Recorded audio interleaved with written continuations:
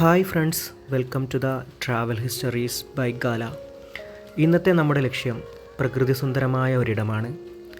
പാമ്പേരിയൻപാറ ശ്രീ സുബ്രഹ്മണ്യ സ്വാമി ക്ഷേത്രം. പാലക്കാട് ജില്ലയിലെ കോങ്ങാടിനടുത്ത് തടുക്കശ്ശേരി എന്ന ഒരു കൊച്ചു ഗ്രാമമുണ്ട്.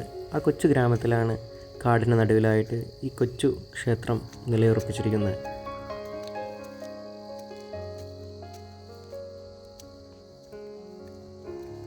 ചുറ്റിനും കാടാണ്. ആ കാടിന് നടുവിൽ കുന്നിൻ്റെ മുകളിലായി ഒരു മുരുകൻ്റെ അമ്പലം. അതാണ് ഇവിടുത്തെ പ്രത്യേകത.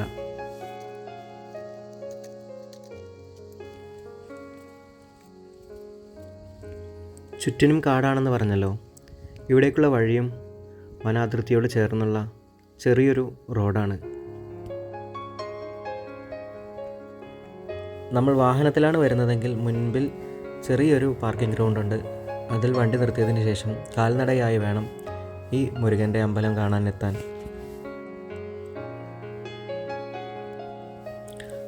കുന്നിന് മുകളിലേക്ക് കയറിയെത്തിയാൽ വിശാലമായ കുന്നിൻ മുകളാണ് നമുക്ക് കാണാനാവുക. അതിന് ഏകദേശം ഒത്ത നടുക്കായി മനോഹരമായ പൗരാണികത തുളുമ്പുന്ന ഒരു മുരുകൻ്റെ അമ്പലം.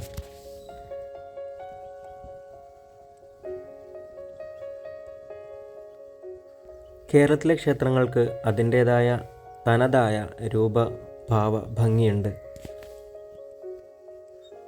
കേരള വാസ്തുവിദ്യയുടെ തനത് ശൈലിയിലാണ് കേരളത്തിലെ ക്ഷേത്രങ്ങൾ ഒട്ടുമിക്കതും നമ്മൾ കാണുക. അതുപോലെ ഒരു അനുഭവമാണ് ഇവിടെയും നമുക്ക് ദർശിക്കാനാവുന്നത്. ആധുനികത അധികം കടന്നു ചെല്ലാത്ത ഈ കൊച്ചു ക്ഷേത്രം അതിൻ്റെ ആ പാരമ്പര്യ ഭംഗിയിൽ നമുക്ക് നേരിട്ട് ഇവിടെ കാണാവുന്നതാണ്. അമ്പലമിരിക്കുന്ന കുന്നിന് ചുറ്റും കാടാണ്. ആ കാടിന് നടുവിലായി കുന്നിൻ്റെ മുകളിലായി ഒരു സുബ്രഹ്മണ്യ സ്വാമി ക്ഷേത്രം. ഒരു സ്വപ്നത്തിൽ എന്ന പോലെ നമുക്ക് കാണാം. എൻ്റെ അനുഭവത്തിൽ നിന്ന് പറയട്ടെ, കുന്നിൻ മുകളിലായി നിലയുറപ്പിക്കുന്ന ദേവമന്ദിരങ്ങൾ എല്ലാത്തിനും അതിൻ്റേതായ ഒരു അപൂർവ ഭംഗിയുണ്ട്.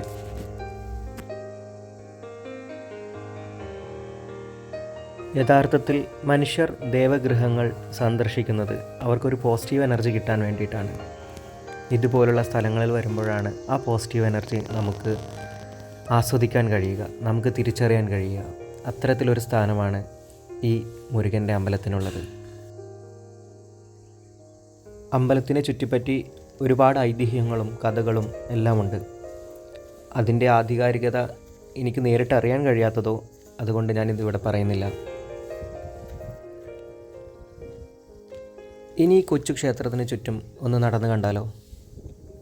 അതിൻ്റെ ആ പ്രകൃതി ഭംഗി മൊത്തമായിട്ടൊന്ന് നമുക്ക് ആസ്വദിക്കേണ്ടേ? നമുക്കൊന്ന് മുന്നോട്ട് പോയി നോക്കാം.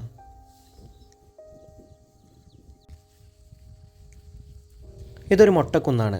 ഈ മൊട്ടക്കുന്നിന് ചുറ്റും പച്ചപ്പ് നിറഞ്ഞ ഒരു വനമുണ്ട്. ചുറ്റുപാടും വനമാണ്. പിന്നിലേക്ക് നമ്മൾ നടന്നു പോകുമ്പോൾ നമ്മളെ വരവേൽക്കുക ഒരു ചെരിവാണ്. ആ ചെരുവിലൂടെ നടന്നു ചെന്നാൽ അതിമനോഹരമായ ഒരു കാഴ്ച കൂടി നമുക്ക് കാണാം. ഒരു നീരുറവ. ക്ഷേത്രമിരിക്കുന്ന ഈ മൊട്ടക്കുന്നിനും തൊട്ട അപ്പുറത്തായി മറ്റൊരു കുന്നിനുമിടയിൽ ഒരു ചെറിയ നീർച്ചോലയുണ്ട്. ആ നീർച്ചോലയിലെ വെള്ളം തടഞ്ഞു നിർത്തുന്നതിനായി ഒരു തടയണയുമുണ്ട്. ഈ മുരുകക്ഷേത്രം സന്ദർശിച്ചതിന് ശേഷമുള്ള അനുഭവത്തിൽ നിന്നൊരു പാഠം ഞാൻ പറയട്ടെ. ഇവിടെ സന്ദർശിക്കുന്നതിനുള്ള ഏറ്റവും നല്ല സമയം മഴയോടനുബന്ധിച്ചിട്ടുള്ള സമയങ്ങളോ ആയിരിക്കും. ഈ പ്രകൃതിയുടെ പൂർണ്ണമായ ഭംഗി ആ സമയത്തായിരിക്കും നിങ്ങൾക്ക് ആസ്വദിക്കാൻ കഴിയുക.